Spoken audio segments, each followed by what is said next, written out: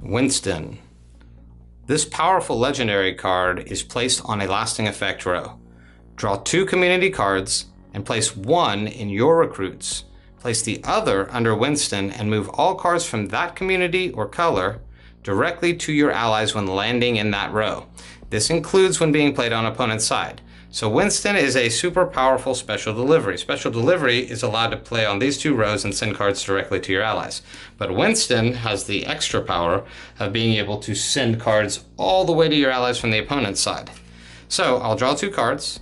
Obviously I'm going to place this 8 in my recruits. I'm going to take the -5 and I'm going to stick it here, and then all reds in this row, and there is one, will automatically go to my allies.